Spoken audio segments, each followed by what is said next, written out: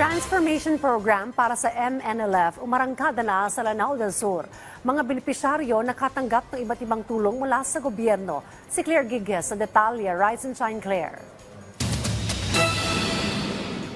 Isang transformation program para sa probinsya ng Lanao del Sur ang inilunsad at sinimulan ng ipatupad para sa mga miyembro ng Moro National Liberation Front o MNLF, kanilang mga pamilya at komunidad. Sa tulong ng Office of the Presidential Advisor on Peace, Reconciliation and Unity o OPAPRO, nasa 444 na mga combatant ang isinailalim sa verification ng kanilang mga armas at socio-economic profiling. Sa tulong ng iba't ibang mga ahensya ng gobyerno, inabot ng 2 linggo ang verification. Sa unang bahagi ay nakatanggap ng paunang tulong ang mga benepisyaryo, gaya ng perang pangkabuhayan na nagkakahalaga ng 45,000 pesos, registration at enrollment sa National Identification System at sako ng bigas. Ayon kay OPAPRO MNLF Peace Process Office Director Jana Jill Gallardo, ang nasabing aktibidad ay makakatulong sa transformasyon ng mga miyembro mula sa pagiging mga armadong individual patungo sa pagiging socio-economic resilient. So, ang lahat ng gawain na ito ay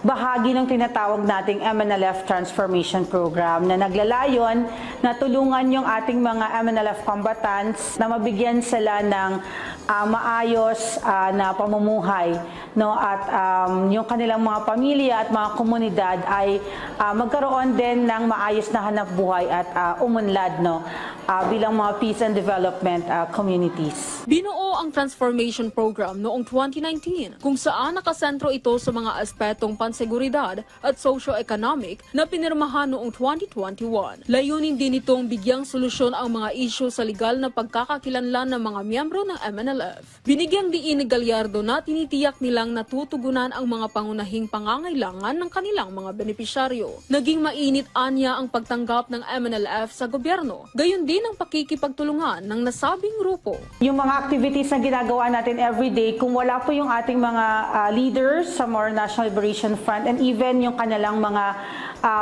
combatants ay hindi po ito magiging successful. Ayon sa OPAPRO, may susunod pang batch na isasailalim sa parehong proseso bilang parte ng pagpapatupad ng transformation program. Claire Gighel ng Philippine Information Agency, Lanao del Sur para sa Bayan.